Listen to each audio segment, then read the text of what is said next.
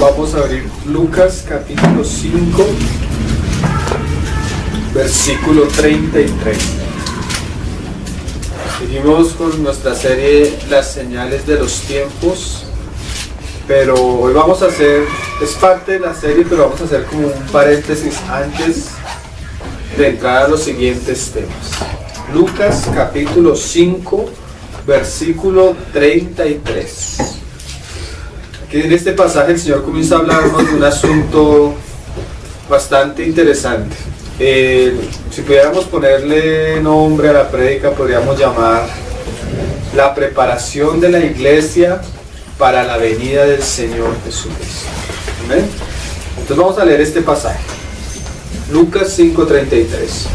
Entonces ellos les dijeron, ¿quiénes son ellos? Vamos a ver quiénes son estos que le dijeron.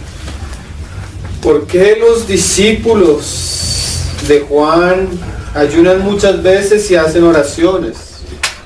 Y asimismo lo de los fariseos, pero los tuyos comen y beben. Él está hablando con los fariseos y con los escribas. Entonces le dicen, bueno, pero Juan tiene sus discípulos, los fariseos tienen sus discípulos, y ellos ayunan muchas veces y hacen oraciones, ¿no? Y él les dijo, ¿podéis acaso hacer lo que los que están de bodas ayunen? Entre tanto que el esposo está con ellos, mas días vendrán cuando el esposo les será quitado. Entonces, en aquellos días ayunarán. Hermano, el Señor fue el primero que comenzó a hablar. Bueno, a través del Antiguo Testamento tú ves que Dios le habla al pueblo de Israel como su esposa, ¿sí? Que el pueblo escogido para él era como su amada, aquella que él había comprado y apartado para sí mismo. Ahora el Señor comienza a usar ese lenguaje con sus discípulos. ¿Cuál lenguaje? Como aquel que está de bodas, ¿sí? Entonces le preguntan, bueno, ¿y por qué sus discípulos no ayunan? Y él dice, pero es que están de boda, están con el esposo, están con el novio, ¿por qué habrían de ayunar? Pero llegará un momento, mira lo que dice el Señor ahí, mas vendrán días cuando el esposo les será quitado. Entonces, en aquellos días ayunará. Hermano, este asunto es bastante interesante. ¿Por qué lo ponemos en medio de nuestra serie? Hay algo que la iglesia debe experimentar y es un sentir que debe estar en la iglesia y que ha sido parte de todos aquellos hombres y mujeres que componen el cuerpo de Cristo que realmente han amado al Señor. ¿Cuál es ese aspecto?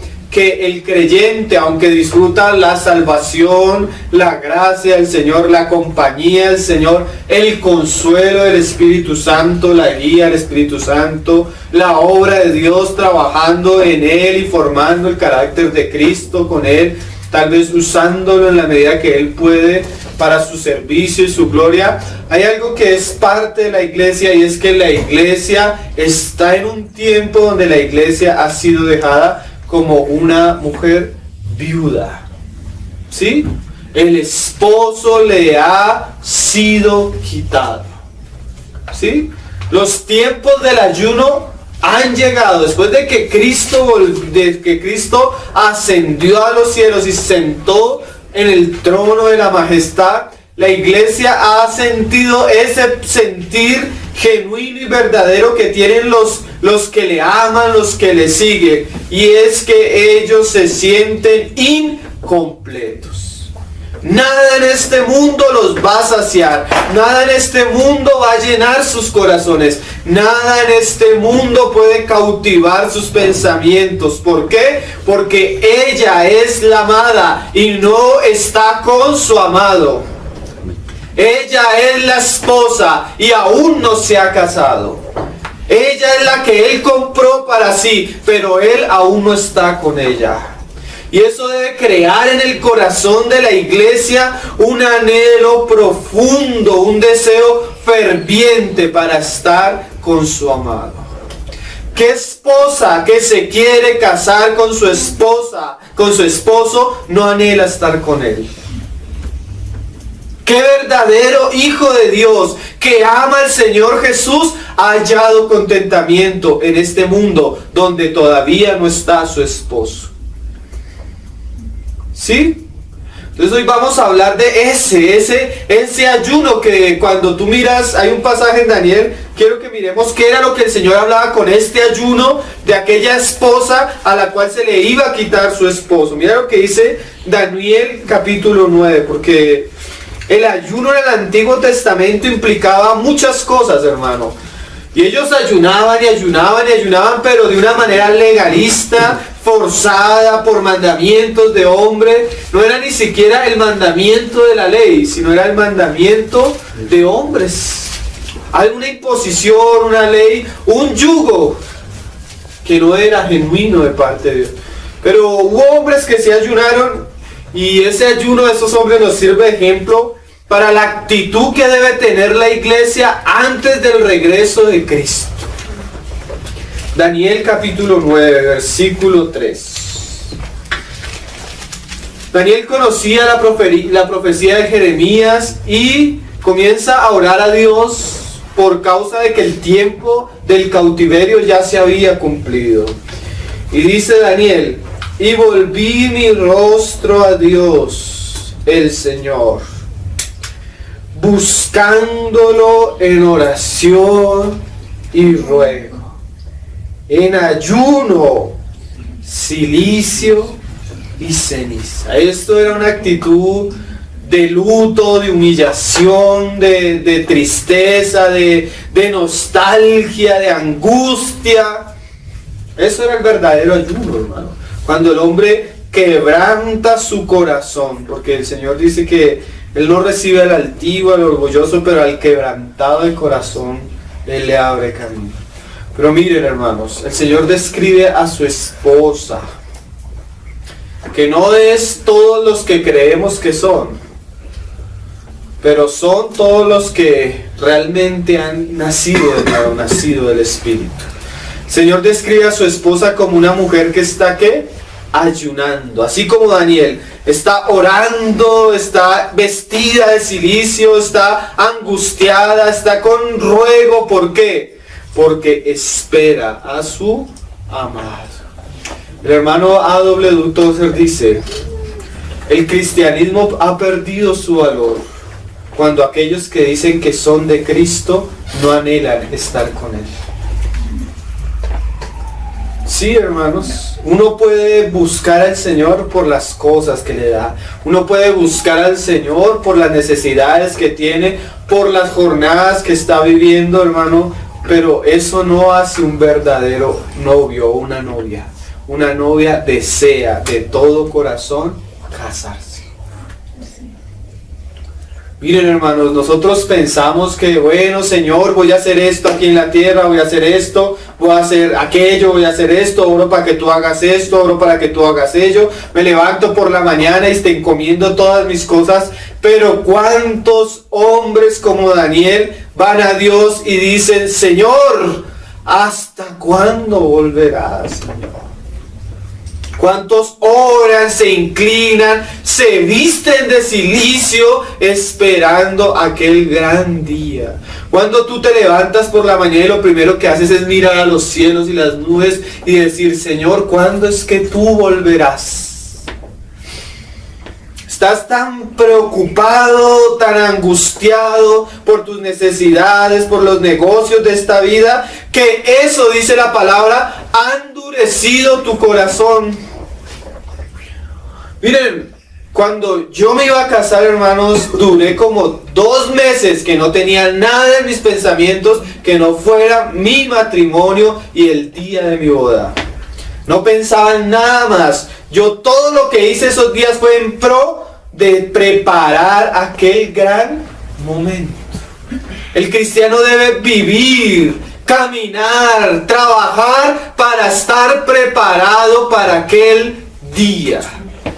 Nuestra vida en este tiempo, en esta tierra, No es para hacer un castillo aquí donde las cosas van a pasar. Nuestra vida y nuestro tiempo es para prepararnos para aquel gran día. ¿Por qué venimos enseñando tantas cosas? ¿Por qué estamos insistiendo en esto? Porque seguramente, hermano, el Espíritu carga nuestro corazón diciéndonos algo. Prepárate. He aquí yo vengo pronto. Amén. Prepárate. Que no te sorprenda como un ladrón en la noche. Una vez un predicador estaba ahí predicando y entró a la congregación un ladrón.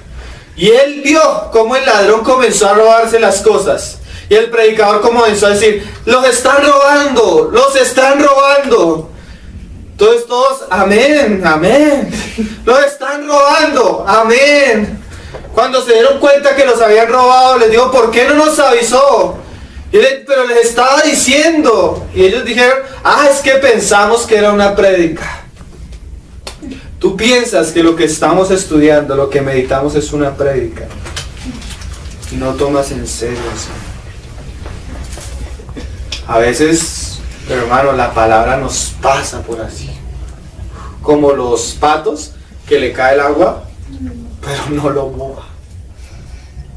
La gran necesidad de la iglesia de este tiempo es prepararse. Miren, hermanos, Pablo en los tiempos de Pablo, Juan en los tiempos ya hablaban de la inminente venida del Señor y no se había cumplido lo que a nuestros ojos se está cumpliendo.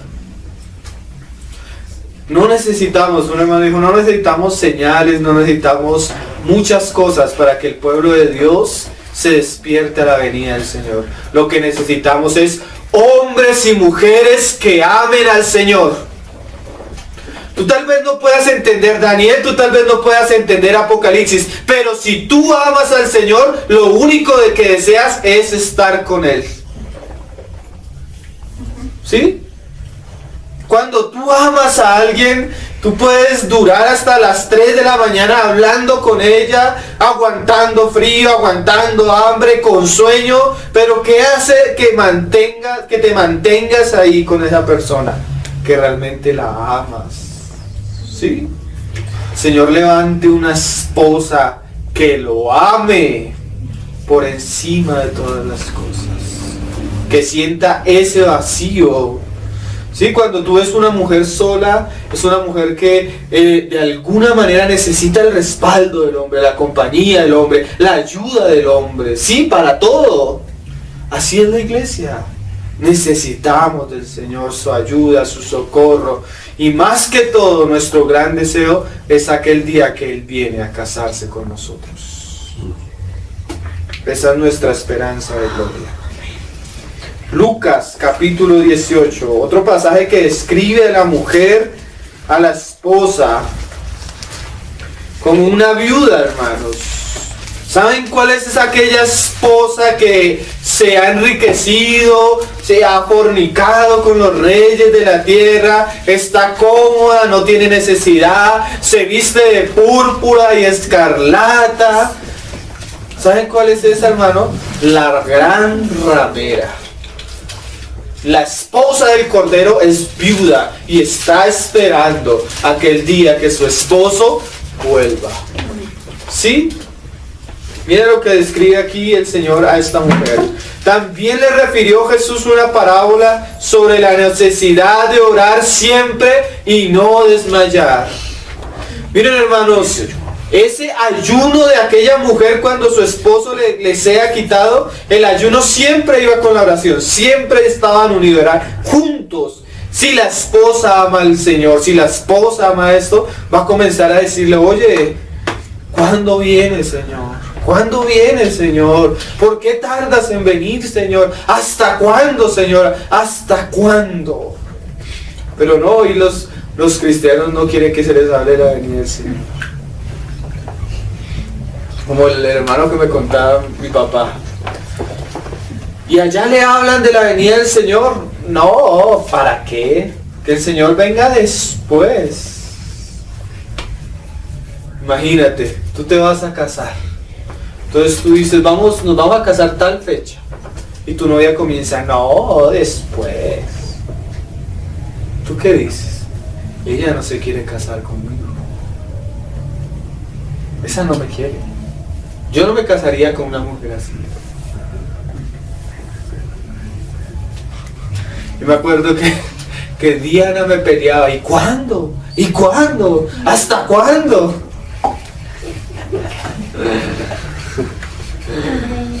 Ay, hermanos, la iglesia se ha acomodado tanto en este mundo que ya no tiene un lugar en su corazón para el Señor. Qué cosa, ¿no? Mira esta mujer.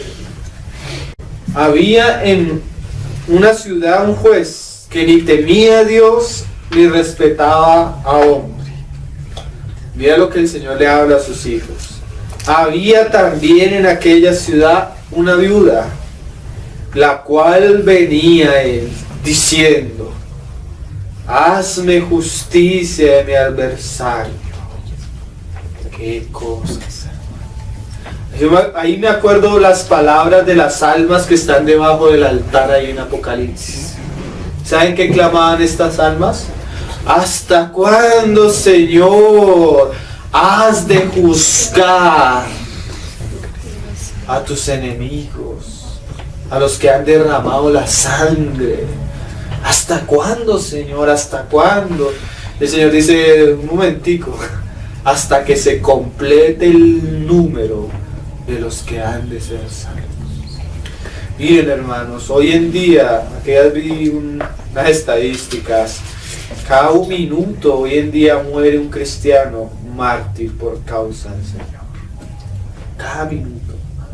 Hombres y mujeres en muchas partes del mundo están entregando su vida por Cristo, su familia por Cristo, su casa por Cristo, su bienestar por Cristo, su tranquilidad por Cristo. Están siendo expatriados, están siendo robados, las mujeres están siendo violadas, los hombres torturados, todo por amor a Cristo. Hoy en día todavía no se ha manifestado el anticristo, pero el espíritu de persecución siempre ha estado detrás de aquellos que aman al Señor. Esmirna, la iglesia sufrida. Entonces aquí el Señor nos describe a la iglesia como una viuda, como una mujer que ha sido dejada por su esposo y que espera que el juez le haga justicia. Entonces ahora vamos a mirar varios pasajes donde nos habla de la preparación de la iglesia, que es el trabajo que el Señor está haciendo con su pueblo. Primero leamos uno en Juan, hermanos. Juan capítulo 3. Vamos a leer algunos pasajes que muestran que la responsabilidad de muchos hombres de Dios, ministros de Dios, predicadores de Dios, pastores de Dios, profetas de Dios, evangelistas de Dios, es preparar a la iglesia para las bodas del Cordero. Juan capítulo 3, versículo 25. Entonces hubo discusión entre los discípulos de Juan y los judíos acerca de la purificación.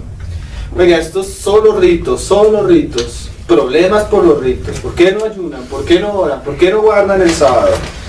Oran por la purificación. Y vinieron a Juan y le dijeron, Rabí, mira, el que estaba contigo al otro lado del Jordán, de quien tú diste testimonio, bautiza, y todos vienen a él.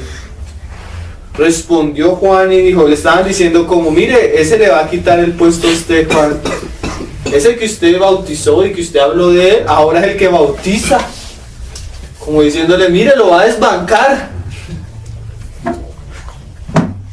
Mira lo que le dice Juan a estos hombres. No puede el hombre recibir nada si no le fuera dado del cielo.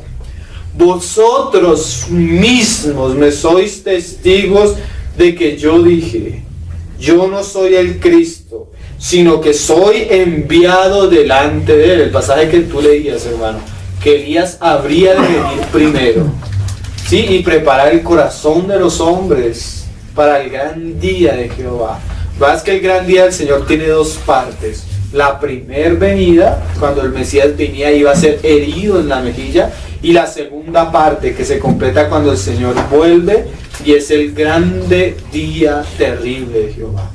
No es como se dice y se está diciendo mucho por internet que hay un profeta que es el gran Elías de Dios. Elías ya vino, como dijo el Señor Jesús, y fue Juan el Bautista. Y él venía con una misión, ¿no? Venía delante de él. Pero mira que Juan en todo esto va a decirnos algo bastante interesante. Y es bueno que Juan, esto fue algo que Juan el Señor le mostró, porque miren, nadie puede ver la iglesia si no es por revelación, hermano. La iglesia es algo que el Señor le destapa a sus siervos, a aquellos que le aman. Juan le dice, mira, le dice el Señor a Juan, mira, ¿sabes qué? Ese es el Mesías, sobre quien venga el Espíritu. Y no solo te va a mostrar eso, Juan. El Señor le dice a Juan, mira, y los que lo van a seguir son la esposa del Mesías. Porque a veces los hermanos no ven eso. Pero mira lo que dice Juan. El que tiene la esposa es el esposo. Juan se pone aquí en un lugar bastante interesante. Le estaban diciendo, es que él bautiza, ¿sí? Como si el Señor le estuviera robando las ovejas a Juan. Y el Señor le dice a los discípulos, a los que le preguntan, mira, le dice Juan el Bautista, mira, él es el esposo y ellos son la esposa. Yo soy un amigo. ¿Sí? Eso ustedes no saben cuánto puede librar a una persona. Ningún pastor, ningún siervo, ningún profeta es dueño de la iglesia, ni le pertenece la iglesia. El hombre que es puesto en la casa de Dios, sea apóstol, profeta, maestro, evangelista o maestro, ha sido puesto para preparar a la novia para el encuentro con el Señor. Amén. Así es. Para ataviarla, para adornarla, para que ella esté lista. Es como aquel hombre que tú contratas antes de tu boda para que él maquille a tu esposa, para que le haga el traje a tu esposa, pero él no es nada con la esposa. Imagínate tú, el Señor contrata a Juan el Bautista, a Pablo, a Pedro, a Juan, para que prepare a la novia. Y llega el Señor, está mirando ahí cómo la está preparando y el hombre la está maquillando y comienza a tocarla, a pasarse con sus manos. ¿Qué harías tú? Es tu esposa. Pero hoy en día tenemos hombres que en vez de prepararla, en vez de ataviarla, en vez de trabajar por ella para que esté en el encuentro con el Señor, ¿qué están haciendo? Tocándola, adueñándose, enseñoreándose de ella. ¿Sí? ¿Qué decía Pablo? Nosotros, ¿quiénes somos nosotros? Colaboradores nomás, amigos. ¿Y nuestro gozo cuál es? ¿Cuál es nuestro gozo, hermanos? Mira lo que dice Juan ahí. Mas el amigo del esposo, el que está a su lado y le oye. Esa es la persona que tiene intimidad con el Señor, que pasa tiempo con el Señor, que el Señor le puede decir, mira Juan, mira Pablo, mira esto, voy a hacer esto. ¿Saben qué? Cuando el Señor iba a hacer el juicio con Sodoma y Gomorra, ¿saben quién fue el primero que se enteró, hermano? Abraham. ¿Saben por qué? Porque Abraham era su amigo. ¿Saben que Dios no hace nada, dice la palabra, hermano, sin que antes se lo comente a sus siervos, los profetas? Nosotros nos debemos preocupar no de ir a la palabra de una manera curiosa a saber qué significan los cuernos, a saber qué significan las bestias, a saber qué significa el dragón. Nosotros debemos procurar ir al Señor, ser amigos del Señor, pasar tiempo con el Señor, para que en ese tiempo el Señor me diga, mira, ¿sabes qué significa esto? Esto es esto. Y mira, se está cumpliendo. La revelación es para los amigos. Tú puedes sentarte aquí 8 domingos a escuchar una serie de Daniel, una serie de Apocalipsis y salir sin entender nada. ¿Por qué? Porque la revelación es para los que le aman. Juan, mire, ¿quién fue el que recibió Apocalipsis, hermano? El Señor le mostró. ¿Saben quién era? Era el discípulo a quien Jesús amaba. ¿Sí? Mira el Evangelio de Juan. No dice su nombre, pero dice esto. Este era el discípulo a quien Jesús amaba. El que se recostaba a su pecho, hermano. Es un asunto de amor, de anhelo, ¿de qué? De ayuno espiritual, la revelación. ¿Sí? El que está a su lado le oye: Daniel, no temas, porque eres muy amado. Hoy los hombres creen que pueden ser, no, hoy salen, tú pones en YouTube, maestro en escatología. Yo prefiero que me digan amigo de Dios. ¿Sí? Porque maestro, no, hermano, la verdadera revelación viene cuando estamos en comunión con Cristo. Cuando pasamos tiempo con Cristo. Cuando preguntamos si estamos ahí, el Señor ahí nos habla, nos enseña, nos muestra. Por eso miren, hermanos, aún el discípulo de Juan el Bautista, Juan y Andrés, ellos entendieron eso. Ellos escucharon a Juan, pero no se quedaron con eso. Inmediatamente se fueron detrás del Señor y le dijeron: Maestro, ¿dónde moras? ¿Sabe dónde mora el Señor, hermano? En la intimidad. ¿Sabes dónde lo que tú escuchas en una predicación coge valor? En la intimidad. ¿Sabes cuándo algo es real en tu vida? Cuando tú lo haces en intimidad. Yo un día le decía a unos jóvenes que al público que a mí más me gusta predicarles, al público de internet.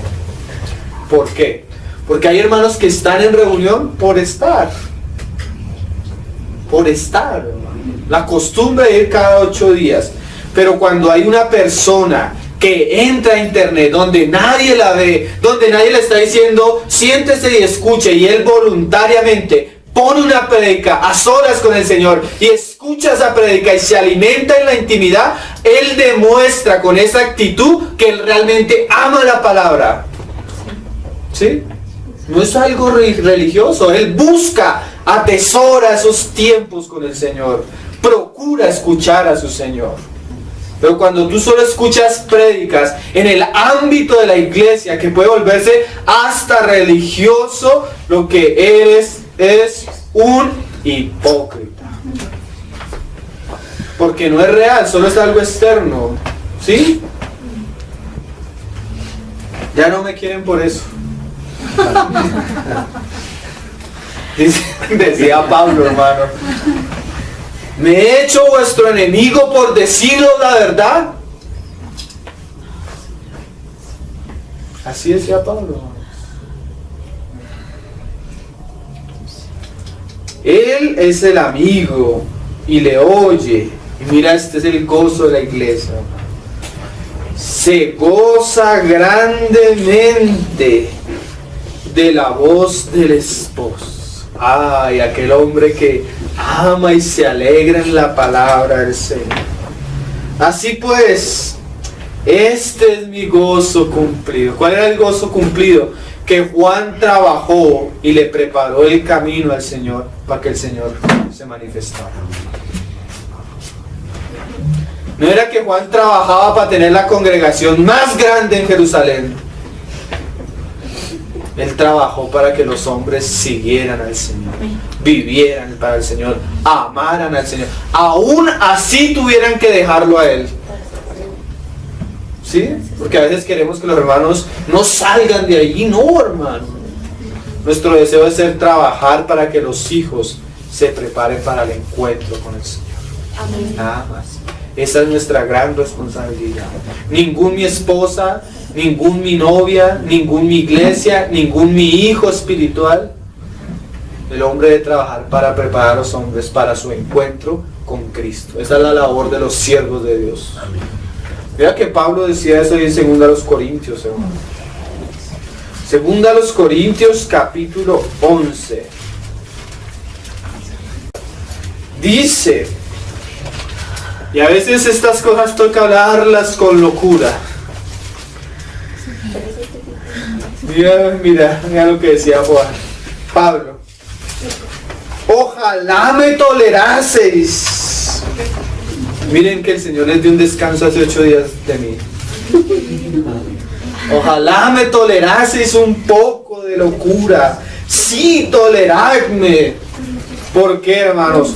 Porque os celo con celo de Dios. Pues os he desposado con un solo esposo. No con 2, no con 3, no con 4. Con uno solo. ¿Para qué, hermanos? Para presentaros como una virgen pura a Cristo. Ustedes se acuerdan esos pasajes del libro de Esther, hermano, cuando aquel rey quería tener desechó a su esposa porque era una arrogante, ¿sí? Mira la característica de una mujer con la que el Señor no se va a casar, hermano. Mándame llamar a la reina. No, estoy ocupada. ¿No vas a venir? Quítala de acá, no sirve, consígame una nueva. ¿Por qué, hermano? Porque lo mínimo que puede hacer la esposa es disponerse para su esposo. ¿No es así? Yo creo que no estoy exagerando, hermanos. Para presentaros como una virgen pura a Cristo. Era la misma labor de Juan el Bautista. Pablo trabajaba en las iglesias, viajaba, predicaba, visitaba. Todo lo que el Señor le había dado era con una intención, hermano: preparar a la iglesia para Cristo. ¿Sí? Hoy en muchos lugares, hermano, se prepara a los cristianos para ser prósperos, se prepara a los cristianos para tener impacto en este mundo, se prepara a los cristianos para ir a evangelizar, se prepara para muchas cosas y todo hace parte, pero el objetivo central es que Cristo tenga una esposa preparada para el encuentro con Él. Eso es el objetivo. Por eso estamos aquí. Por eso el Señor no nos ha llevado. Amén. Mejor que nos llevara al Señor. Entonces, si el Señor nos ha dejado, es para prepararnos para aquel gran día. Amén. Día que cada vez está más cerca, día que cada vez suenan más las campanas de boda, están sonando, hermanos. Vamos a leer varias parábolas que el Señor dijo, así sea por encima, acerca de este asunto, hermano. Vamos a leer las parábolas de Mateo que nos hablan especialmente de este tema. El Señor le dedicó bastante tema a hablar a este asunto. Entonces vamos a ver, así sea por encima, leerlas y ver de qué trata. Mateo capítulo 22. Como yo iba a decir, vamos a dar algunos principios espirituales o consejos espirituales para prepararnos para el encuentro con Cristo. Pero realmente no son ni consejos nuestros, ni principios nuestros, sino es la misma enseñanza del Señor Jesús para su iglesia, para sus discípulos, para su amada, para aquella que tiene esa esperanza. Dice Pablo que Cristo es nuestra esperanza de gloria. ¿Sí? Mateo 22, la parábola de las fiestas de las bodas. Vamos a leerlas así sea de corrido. Y las otras meditamos un poco en ellas por encima. Respondiendo Jesús les volvió a hablar en parábolas, diciendo. Recuerden, las parábolas tienen una cosa, hermano: confundir a unos y traer revelación a otros. ¿Sí? Ellos oían pero ni entendían. Otros sí entendieron. El reino de los cielos es semejante a un rey que hizo fiestas de boda a su hijo. El reino de los cielos es el gobierno de Dios, la voluntad de Dios, el propósito de Dios llevándose a cabo en la dispensación, desde el cumplimiento de la venida de Cristo hasta su regreso y los 1000 años. Y dice: y envió a sus siervos a llamar a los convidados a las bodas, mas estos no quisieron venir. Hoy pasa algo, hermano. Mira que hoy yo digo estas cosas porque, bueno, a veces me escriben mucho en la página y sé que no solo escuchan los hermanos, sino que sé que escuchan personas de otras corrientes. Entonces por eso hablo varias cosas, aunque no sea necesario entre nosotros. Miren, hermanos, hoy tenemos un cristianismo que se ha vuelto un cristianismo de espectáculos, ¿sí? De shows, de eventos, de grandes cosas. Pero el gran espectáculo, el gran evento, el gran año, el gran día es las bodas del Cordero. Mientras tanto es preparación, hermano, nada más. ¿Sí? Cuando tú te vas a casar, eso, que el traje de la novia, que el traje del novio, que la comida, que el lugar, que las personas, que la decoración, eso no es alegre. Eso es un corredero, eso es un gastadero de plata. ¿Cierto? Eso no es alegre. El día de la alegría es el día de la boda. Ese día es otro día, ¿no? Ese es el día de los días. Ese es el día del gozo. Pero antes es preparación. El cristiano no fue llamado para estar cómodo, contento, alegre ahora. El cristiano fue llamado para prepararse, para esforzarse, para sacrificarse, para pagar el precio. ¿Para qué? Para que él sea vestido y preparado para aquel día. Tal vez aquí va a haber dolor, llanto, angustia, pruebas, dificultades, pero todo va a valer la pena cuando tú estés delante del Cordero.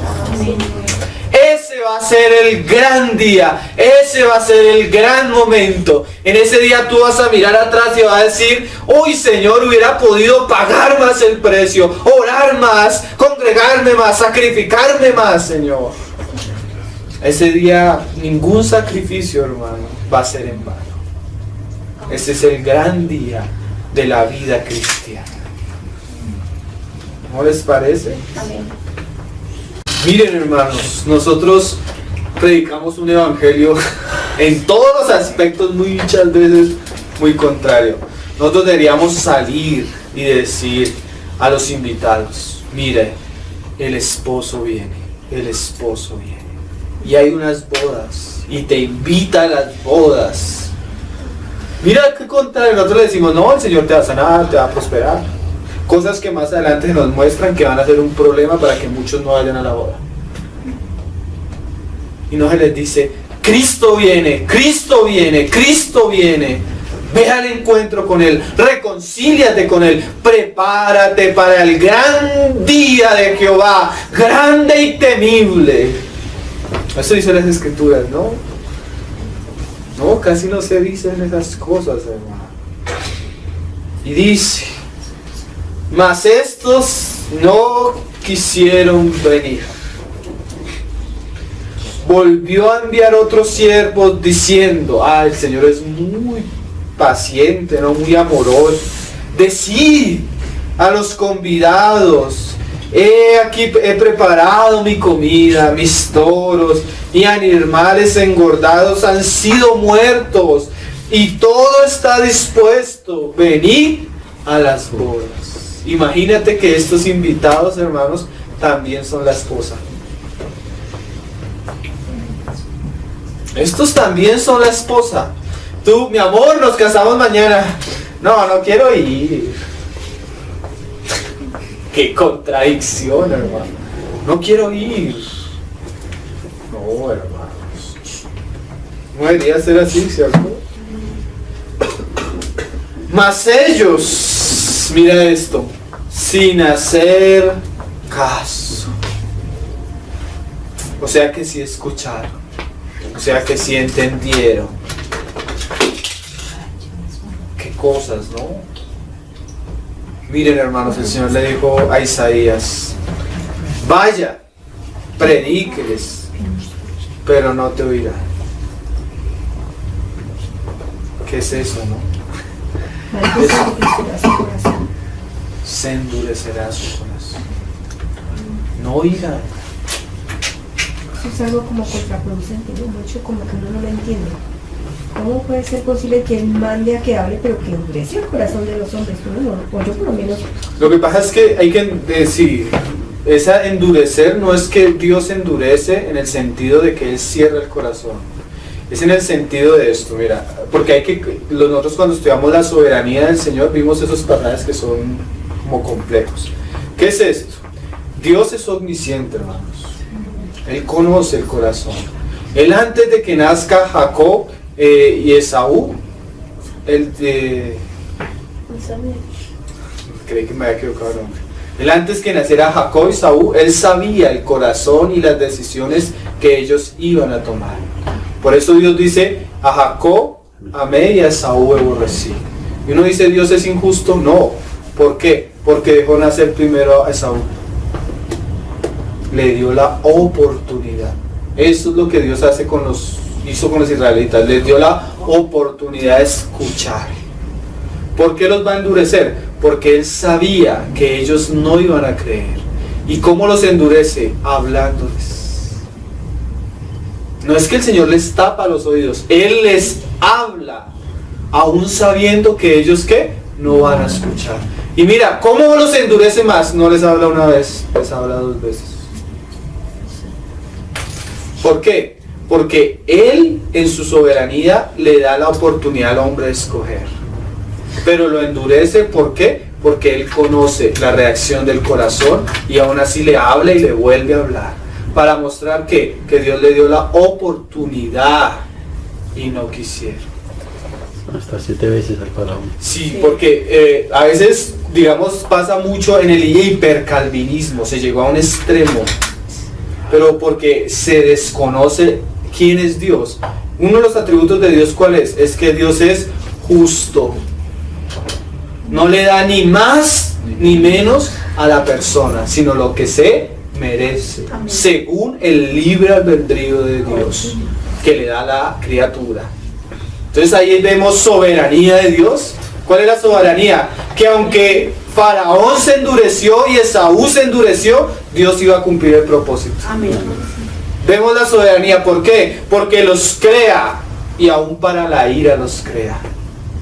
Vaso de ira y vaso de misericordia.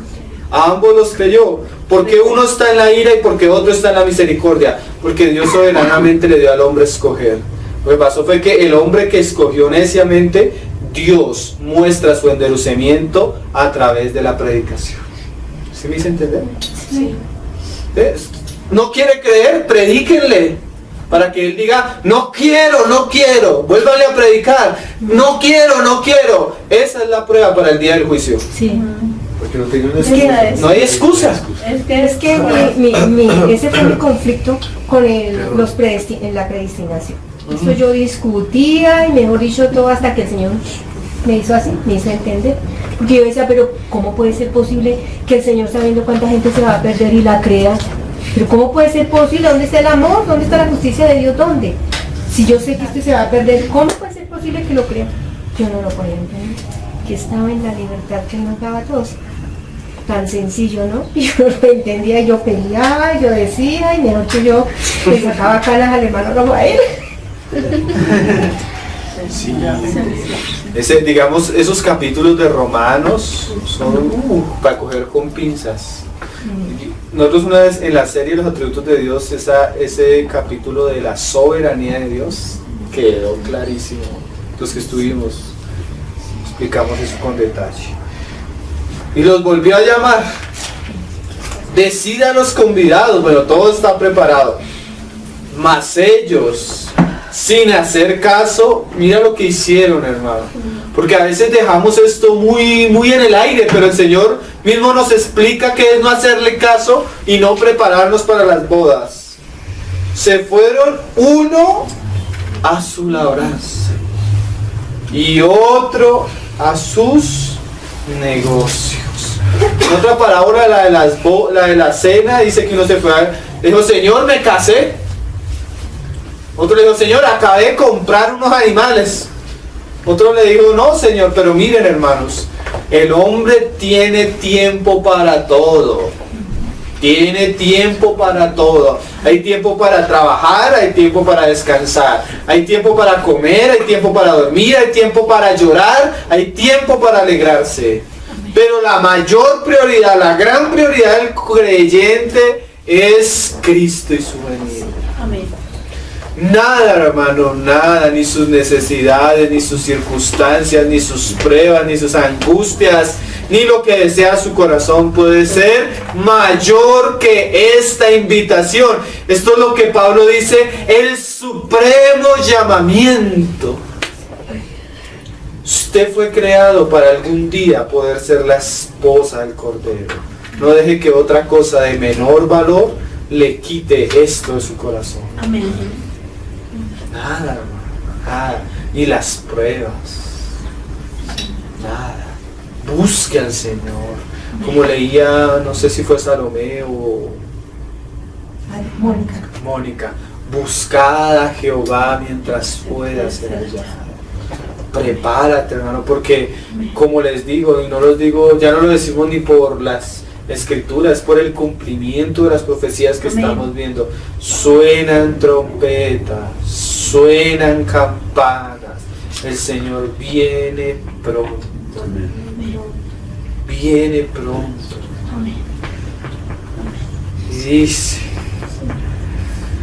mira lo terrible de estos hombres, mas ellos sin hacer caso se fueron unos a su labranza y otros a sus negocios. Y otros tomando a los siervos los afrentaron y los mataron. Al oír el rey se enojó enviando sus ejércitos, ahí está el Armagedón, destruyó a aquellos homicidas y quemó su ciudad. ¿Sí? La gran ramera se volvió perseguidora de los creyentes. ¿Y saben cómo la describe en Apocalipsis lo que le va a pasar? Fuego, hermano, se va a consumir. Lo que nosotros conocemos del Vaticano, hermano, solo va a quedar el humero y lo van a ver desde lejos. Y van a decir, esta era la gran ciudad que se sentaba con los reyes delante, que hacía comercio de almas, bueno, de todo, hermano. Y ellos han sido de los grandes perseguidores. ¿Sabes qué, hermano? El catolicismo fue fundado bajo la sangre de nuestros hermanos. Y se enriqueció bajo millares de cristianos que mataron y robaron. Con lo que fue las cruzadas, la Inquisición. Estos días me sorprendió a un hermano que me dijo, oye, estuve trabajando con un hermano y grabamos un CD. Y yo, sí, qué bueno.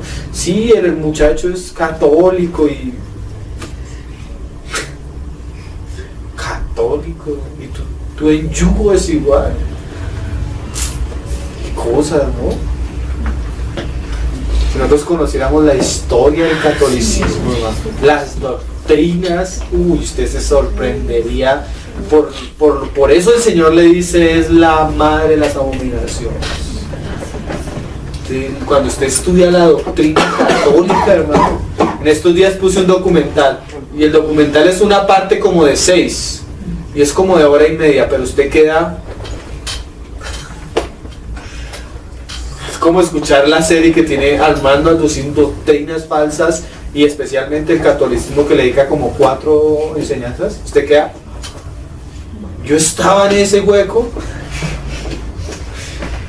O escuchar la serie de Chuy Olivares, La historia de la iglesia. Usted se va a sorprender, hermano. Cómo estos hermanos sacan de los mismos libros de historia católica lo que ha sido la gran ramera, catolicismo romano. Si bien también Apocalipsis dice que hay pueblo, le dice, salid de ahí, pueblo mío, y no participéis de su inmundicia. No estamos hablando de los hermanos, sino de la institución como tal. ¿Sí? Sigamos leyendo, hermanos. Entonces el Señor dijo, id pues a la salida de los caminos y llamad a las bodas a cuantos halléis. Y saliendo los siervos por los caminos, juntaron a todos los que hallaron, juntamente malos y buenos, y las bodas fueron llenas de convidados. Miren, hermanos, que a John Wesley le pasó una experiencia. Él se convirtió en medio de la iglesia angelical en Inglaterra. Y él era misionero y todo y no conocía al Señor, hermano. Y tuvo un encuentro con el Señor. Y él se dio cuenta que la mayoría de personas que estaban en aquella institución religiosa cristiana no habían ni nacido de nuevo. No eran ni creyentes. Entonces cuando lo invitaban a predicar, porque era un pastor ordenado y todo, comenzaba a predicar de la salvación. Y no le decían, no, pero ¿cómo va a predicar de la salvación en medio de una iglesia cristiana? Eso es ilógico. Usted no se imagina cuántas personas hoy hay en medio del pueblo cristiano que no son salvos, que no son nacidos de nuevo. Entonces al hombre lo sacaban, un día es que lo sacaron a golpes de un templo angelical por predicar el evangelio. Y el Señor le dijo, eso es lo que estaba pasando acá. Le dijo, ¿sabes qué? Le dijo un hermano que el Señor también usó mucho en la época, no me acuerdo el nombre. Le dijo, ¿sabes qué? Predica por los campos, predica por la calle, predica en las minas de carbón, predica a los campesinos. Y el hermano dijo, no, pues, no lo está, ellos están acostumbrados que la vida de iglesia era el templo, y ahí no podían salir. Y el Señor le habló a su corazón y le dijo que sí, que ese era su llamado. Entonces comenzó a predicar y un día dice que está al frente de unos hombres que trabajan en la minería, esos mineros, no hay otra palabra, y los vio llenos, sí, con sus uniformes llenos, negros, cochinos. Eso no los dejaban de entrar al templo así. Y él dice que el Señor dijo, predícales. Y él dijo, qué locura, Señor, qué locura. Predícales, el Señor, qué locura. Puedo obedecer. Y que dice que comenzó a predicar y que él predicaba con los ojos cerrados porque le parecía un escándalo predicar en la calle y a un grupo de trabajadores pobres y esclavos. Cuando abrió los ojos, los hombres todos de negro por la tierra y todo, como veía como las lágrimas caían, Y hermanos, si los hombres en los grandes lugares no quieren saber de esto, el Señor va a enviarnos a hablarle al que menos esperamos. Al que Él quiera, al pobre, al cojo, al tuerto, porque ahí todos entramos a esta boda es por gracia. Amén. Sí. Y el Señor le da oportunidad a todos, hermano. Sí, es. Pero el Señor nos dice, hablemos, hermano. Las piedras hablarán. Sí, hablemos, hermano. Es tiempo de que nosotros hablemos del Señor. Tú, cada oportunidad que una persona te dé, háblale del Señor, habla del Señor, predícale del Señor. Lo que has escuchado, lo que has oído aquí, hermano, dile. Cuando salgas a hablar a una persona, pues háblale de las señales de los tiempos, háblale de la venida de Cristo, háblale del arrepentimiento, de la cruz, de lo que has oído. De lo que has oído. ¿Sí? Eso dice el Señor, lo que escuchen acá, hermano, grítenlo por las azoteas, háganlos oír, hermano. Amén. ¿Sí? Y dice, pero mira lo curioso, hermano. Saliendo los siervos, bueno, juntaron juntamente malos y buenos, y las bodas fueron llenas de convidados. Ay, para mí eso es precioso. Amén. Que ese día el lugar va a estar lleno. Amén. Contigo o sin ti. Amén. Así el incrédulo no diga, el Señor nos dice que eso va a ser una fiesta tremenda. Pero los que fueron necesitan vestirse, prepararse. ¿Sí? Que mira lo que dice. Y entró el rey para ver a los convidados y vio allí a un hombre que no estaba vestido de boda. Aunque es por gracia, el hombre debe ¿qué? Prepararse. ¿Sí? Yo me acuerdo cuando mi matrimonio llegó gente vestida como si fuera a la tienda a comprar el desayuno, hermano. Yo decía, qué irrespeto. Es una boda. Miren, hermanos, dice el Salmo a la novia. Dice, deseada al esposo, vestidos con un vestido bordado. ¿Qué es eso, hermano? Permitamos que el Señor nos prepare, que trabaje en nosotros, que forme su carácter, porque la hermosura del vestido es que Cristo en nosotros. Cada vez que el Señor esté tratando contigo, rompiendo algo contigo, forjando algo contigo, no lo resistas, porque ese es el vestido que vas a tener en aquel día, el carácter de Cristo. Te está preparando, porque si es bien que ya estás invitado, hermano, si tú no vas vestido, te sacan. No vas a estar ahí. Sí, hay que permitir que el Señor trabaje con nosotros. Y Él les dijo, mira, entonces el rey dijo a los que servían, atadle de pies y de manos para que no haga bulla, no haga escándalo, no dañe las cosas. ¿Me salté el 12? Sí. Ah, sí, amigo, ¿cómo entraste sin estar vestido de boda? Mas él enmudeció. En su corazón sabía que, hermanos, que no se había preparado. Amén. Como las vírgenes insensatas. Las vírgenes insensatas sabían que sus lámparas no tenían ¿qué? Aceite. Las vasijas no tenían aceite. Entonces el rey dijo a los que servían, ¿quiénes van a ser los que sirven ese día? Los ángeles. Atadle de pies y manos y echadle en las tinieblas de afuera. Allí será el lloro y el crujir de dientes, porque muchos son llamados y pocos escogidos. Hermanos, terminamos leyendo, no, ni siquiera leyendo, así mirando por encima varios pasajes, ahí más adelante. Mateo capítulo 24, que es el que hemos estado estudiando en nuestra serie. Al final el Señor dice unas cosas, hermano. 24, versículo 45. ¿Quién es pues el siervo fiel y prudente al cual puso su Señor sobre su casa para que les dé el alimento a tiempo? Miren, hermanos, ¿qué está diciendo el Señor? Yo vengo pronto, pero a cada uno le doy una responsabilidad. Ojalá cuando venga los haya haciendo lo que deben estar haciendo. Hermano, es tiempo de rogarle al Señor, de clamarle al Señor, para que Él nos muestre cuál es la parte que nos ha tocado y perseverar en ella. ¿Sí? No se duerman. No se descansen. Es un tiempo de trabajar. Es un tiempo de ocuparnos en las cosas que debemos ocuparnos. Dice que si Él no es responsable, lo va a castigar duramente con los hipócritas. Y allí ya era el lloro y crujir de dientes. Mateo capítulo 25, la parábola de las 10 vírgenes. ¿Qué le está diciendo el Señor a las vírgenes? Llenen sus vasijas de aceite. Sean hombres espirituales. Sean hombres que cultiven la vida espiritual. Sean hombres que cultiven vida de oración, vida de intimidad con el Señor. Permitan que su vasija sea llena. O sea, permitan que el Espíritu salga a su alma. ¿Y cómo se sucede eso? Cuando nosotros disponemos nuestra alma, ¿qué? A la cruz. ¿Sí? Porque esa es la manera de salvar el alma. Los que estudiamos la serie El Reino de los Cielos se acuerdan de dos pasajes. Amén. Lo que Dios quiere es hombres espirituales, hermano, llenos del Espíritu.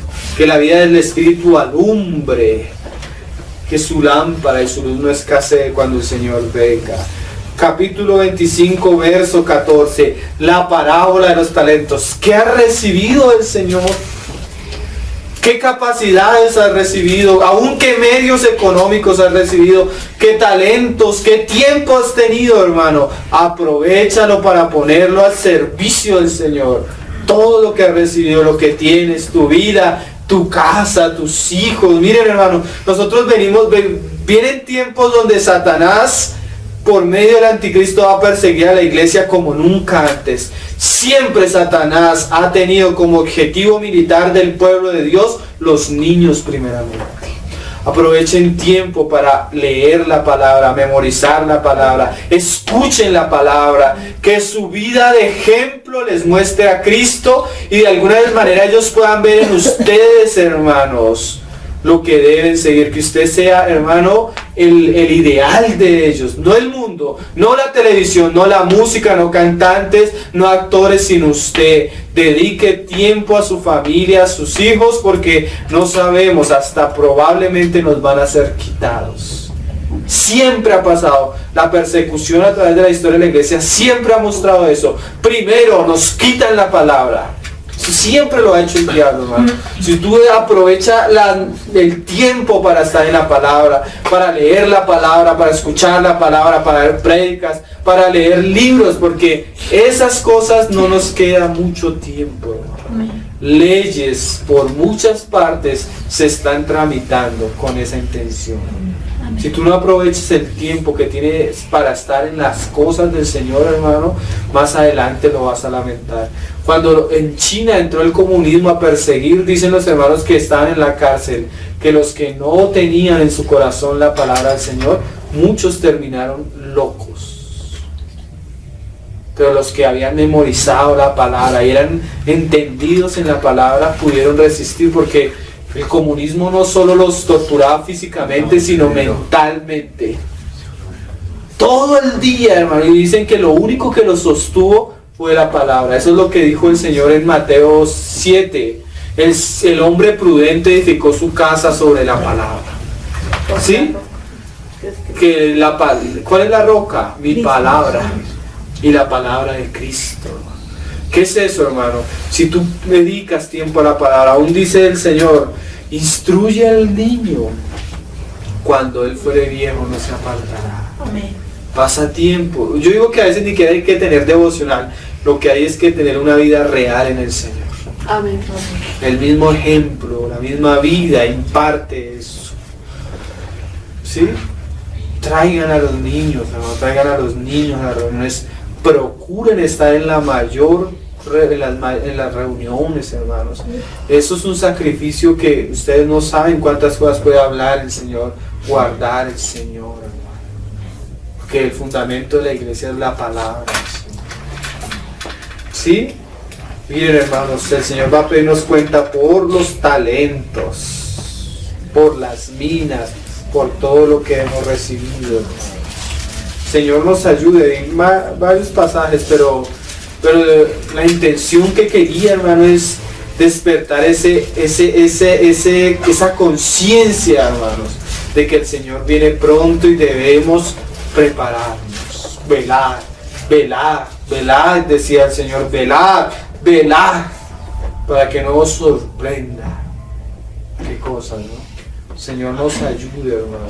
Estas cosas que estamos mirando y que comenzamos ahora a mirar, sean para no satisfacer la curiosidad, sino para prepararnos para las bodas del Cordero.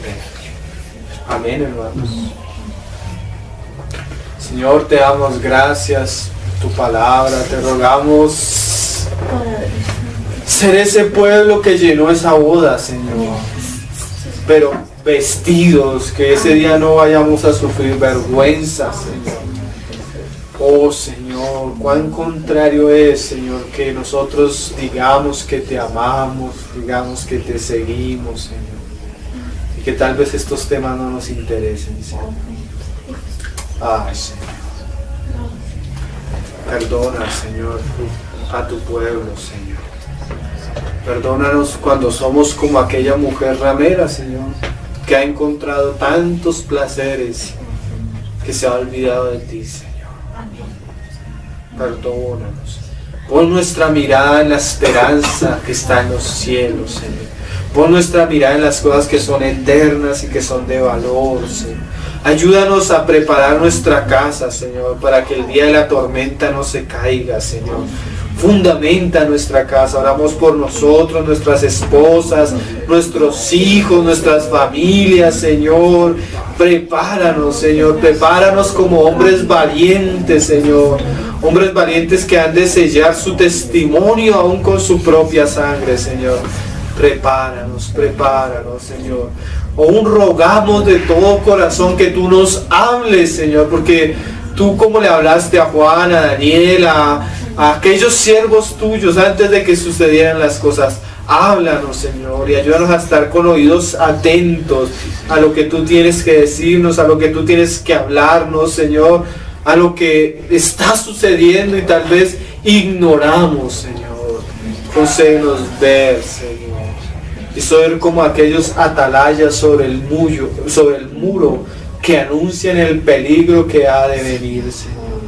No queremos tener responsabilidad, Señor, por no haber hablado, Señor, por no haber anunciado, Señor, por andar en otras cosas, Señor. Ayúdanos a comprometernos contigo, Señor. Ayúdanos, Padre, a comprometernos contigo, Señor. Ayúdanos a ser siervos fieles, Padre, que hacen lo que tienen que hacer. Vírgenes sensatas, Señor.